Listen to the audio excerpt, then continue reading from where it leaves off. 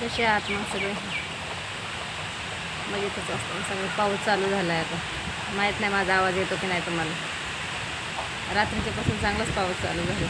वरती कॅरेटला बसता येत नाही पाऊस चालू असल्यावर. पाऊस लागत पण थोडासा कमी आहे ना, म्हणून बसलं इथं कॅरेटला. एवढा लागत नाही. पोरं झोपले तर खाली घरामध्ये. म्हणलं नको तिथं व्हिडिओ त्यांना आवाज येईन, परत म्हणते मम्मी झोपू दे ना, म्हणून वरती येऊन बसले इथं. कशा आहात मग सगळे? मजेतच असतं सगळे. तर भावांना आज व्हिडिओ बनवायचा मुद्दा म्हणजे, आपण जर का पुढं चाललेलो असलो आपल्या कष्टाने, आपली मेहनत करून, आपल्या डोक्याने, पण तुम्हाला सांगू की मागं ओढणारे,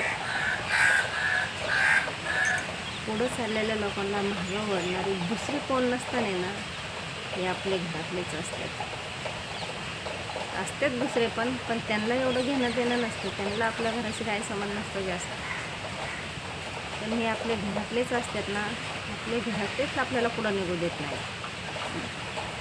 हे असं का होतं ते मला पण माहीत नाही. असं मला का वाटतं.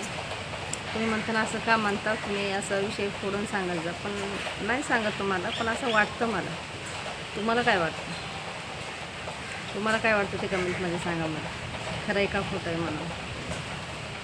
घरातले म्हणजे नातेवाईक अजून कोणी असतील ते असतील, चला जे आहे ते बरं आहे, पण नाही पुढं निघू देणार.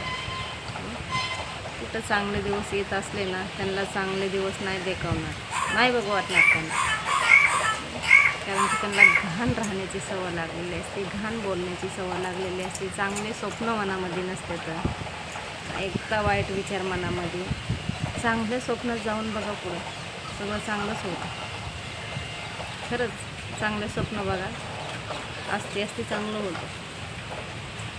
पण नाही कळत, कळणाऱ्याला नाही कळत. जेव्हा बरबाद होणार ना, तेव्हा कळणाऱ्याला. खरं बोलते मी. तुम्ही म्हणत असताना की ताई असं का बोलते म्हणून, असं वाटलं मनाला कुठंतरी, म्हणून हा व्हिडिओ बनवला मी.